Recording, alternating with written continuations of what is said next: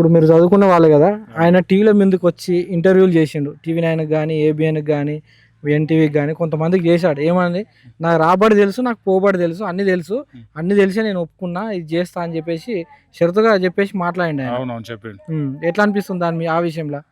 అంటే చెప్పడం ఇప్పుడు మాత్రం రావడము రాబడి తెలుసు, నాకు పోబడి తెలుసు, నాకు ఎంత వస్తుందో, ఆదాయం ఎంత వస్తుందో తెలుసు, ఎంత పోతుందో, ఖర్చు అవుతుందో తెలుసు అని చెప్పేసి మాట్లాడిండు కదా. అవునవును చెప్పిండు. ఆ విషయంలో మీరేమంటారు? అయితే ఇప్పుడు ఆదాయం వచ్చేసి 18,000 కోట్లు వస్తుందండి ఇప్పుడు తెలంగాణ రాష్ట్రంలో.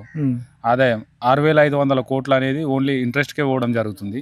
ప్లస్ ఇంకా మిగతా ఒక 5,000 కోట్లు వచ్చేసి పర్సనల్ జీతాలకు, గవర్నమెంట్ ఉద్యోగులకు రావడం జరుగుతుంది. మిగతావి ఇక ఇతర ఖర్చులు వేరే పైన బడ్జెట్ పెట్టడం. ఇప్పుడు నెక్స్ట్ మంత్లో కూడా ఇప్పుడు మిగతా గ్యారంటీలు కూడా ఫిల్ చేస్తా అని చెప్పాడు కదండి, డిసెంబర్లో వస్తాయని చెప్పాడు. మన వెయిటింగ్ న్యూస్లో చూడడం జరిగింది నేను కూడా. ఇప్పుడు మీరు చదువుకున్న వాళ్ళు కదా, ఆయన టీవీల ముందుకు వచ్చి ఇంటర్వ్యూలు చేసిండు. టీవీ నైన్కి కానీ, ఏబిఎన్కి కానీ, ఎన్టీవీకి కానీ కొంతమందికి చేశాడు. ఏమని, నాకు రాబడి తెలుసు, నాకు పోబడి తెలుసు, అన్నీ తెలుసు, అన్నీ తెలిసే నేను ఒప్పుకున్నా, ఇది చేస్తా అని చెప్పేసి షరతుగా చెప్పేసి మాట్లాడిండు ఆయన. అవునవును చెప్పిండు. ఎట్లా అనిపిస్తుంది దాని ఆ విషయంలో?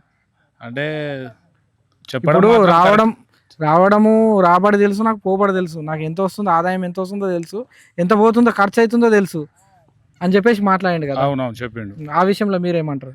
అయితే ఇప్పుడు ఆదాయం వచ్చేసి 18,000 కోట్లు వస్తుందండి ఇప్పుడు తెలంగాణ రాష్ట్రంలో. ఆదాయం 6,500 కోట్లు అనేది ఓన్లీ ఇంట్రెస్ట్కే పోవడం జరుగుతుంది.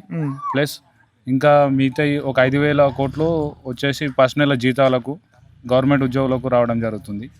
మిగతావి ఇక ఇతర ఖర్చులు వేరే పైన బడ్జెట్ పెట్టడం. ఇప్పుడు నెక్స్ట్ మంత్లో కూడా ఇప్పుడు మిగతా గ్యారంటీలు కూడా ఫిల్ చేస్తా అని చెప్పాడు కదండి, డిసెంబర్లో వస్తాయని చెప్పాడు. మన వెయిటింగ్ న్యూస్లో చూడడం జరిగింది నేను కూడా.